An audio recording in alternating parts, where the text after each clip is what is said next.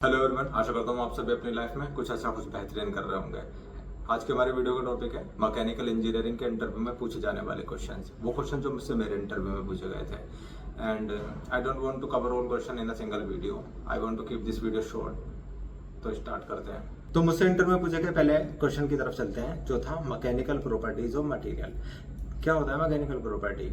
देखो, हर कंपनी में ना कोई प्रोडक्ट बनता है और वो प्रोडक्ट किसी ना किसी मटेरियल का बना होता है। जैसे कि मैं इस वक्त जहाँ काम कर रहा हूँ वहाँ पे ग्रेफाइट और कार्बन फाइबर पे काम चल रहा है। पहले जहाँ मैं काम करता था वहाँ स्टेनलेस स्टील पर काम होता था, कहीं किसी कंपनी में प्लास्टिक पर काम होता है। तो उनकी ना कोई मैकेनिकल प्रॉपर्टी होती है। अब तो चलिए आपको एक एग्जांपल के थ्रू समझाता हूँ। मेरे पास एक प्लास्टिक का कंगा है। अब इस प्लास्टिक के कंगे की मैकेनिकल प्रॉपर्टी होगी इलास्टिसिटी। वो कैसे? मैंने इसको बैंड करा फोर्स लगा के और मैंने फोर्स हटा दिया तो ये अपनी पोजीशन पे दोबारा आ गया, तो ये होगी इलास्टिसिटी। मैं इस पर कितना फोर्स लगाऊं कि ये बैंड होने के बाद अपनी पोजीशन पर ना आए, वो हो जाती है इसकी प्लास्टिसिटी। फोर्स हटा लेने के बाद इसका अपनी पोजीशन पे ना आना, प्लास्टिसिटी हो गई। देखो, मैं कुछ मैकेनिकल प्रॉपर्टीज के नाम बता रहा हूँ, मैं डिस्क्रिप्शन में भी लिख दूंगा, वहां से भी पढ़ लेना। और इंटरनेट पर जाकर उन वर्ड्स की डेफिनेशन सर्च करना। ज़्यादा डीप जाने की जरूरत नहीं है, लेकिन ऐसा ना हो कि कोई आपसे पूछे और आपके लिए वो वर्ड ही नया हो या फिर आप बता ना पाओ। मैकेनिकल प्रॉपर्टी हो गई हमारी strength, elasticity, plasticity, ductility, brittleness, toughness, hardness, fatigue, creep, malleability, stiffness, resilience, hardenability. देखो, ये मैकेनिकल प्रॉपर्टी हमें पता होनी चाहिए। अब चलिए सेकंड क्वेश्चन की तरफ चलते हैं। वो था टाइप्स ऑफ मटेरियल फेलियर। क्या होता है मटेरियल फेलियर और क्यों पूछा गया होगा? जो भी प्रोडक्ट है ना कंपनी में बन रहा है, उसका एक टाइम पीरियड होगा जिसके बाद वो बेकार हो जाएगा। और हर चीज़ बेकार होती है एक वक्त के बाद।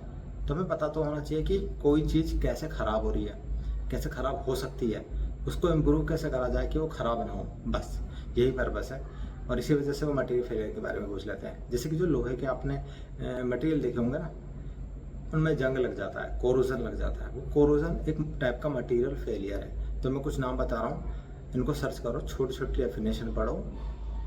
Brittle failure, ductile failure, fatigue failure, corrosion, wear, cavitation, creep fatigue, buckling, fracture, hydrogen embrittlement. अब जैसे कि डक्टाइल मटेरियल क्या होता है? डक्टाइल मटेरियल होता है डिफॉर्म बिफोर ब्रेक, मतलब कि कोई मटेरियल टूटने से पहले डिफॉर्म होएगा प्लास्टिकली। ब्रिटल मटेरियल क्या होता है?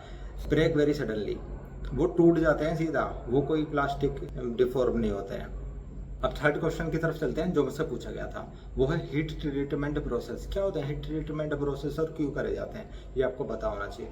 देखो, कोई भी मटेरियल अगर हम यूज़ कर रहे हैं ना, जरूरी नहीं है एज इट इज़ यूज़ कर लिया जाए। जैसे हमारे पास कोई स्टेनलेस स्टील की प्लेट आई, जरूरी नहीं है हम उसे एज इट इज़ यूज़ करेंगे।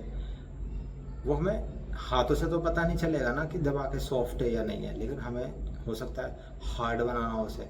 तो एक हीट ट्रीटमेंट प्रोसेस होता है हार्डनिंग, मतलब उसको हम एक टेम्परेचर पर गर्म करते हैं, फिर क्वेंचिंग यानी कि उसको ठंडा करते हैं, तो वो थोड़ी सी हार्ड हो जाती है। तो मैं आपको कुछ हीट ट्रीटमेंट प्रोसेस के बारे में बता रहा हूँ, इनके बारे में पढ़ना। Hardening, quenching, tempering, annealing, normalising, carburising, nitriding, cyaniding, case hardening. अब अगर मैं इनमें से किसी एक की बात करूँ, टेम्परिंग हो गया। मान लीजिए हमने किसी को पे हार्डनिंग करी, उसको हार्ड बना दिया, लेकिन जितना हार्ड चाहिए था ना उससे ज़्यादा ही हार्ड हो गया, तब हम टेम्परिंग करते हैं, उसे हल्का सा सॉफ्ट कर लेते हैं।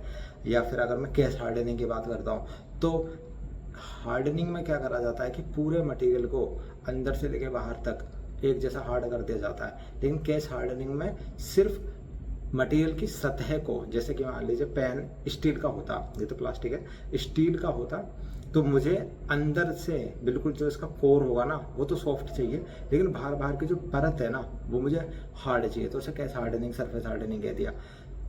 पता होना चाहिए, पूछे जाता है। अब मैं आपसे मिलूंगा नेक्स्ट वीडियो में। वीडियो छोटी बनाने के चक्कर में भी बड़ी बन गई है। तब तक के लिए पढ़ते रहिए।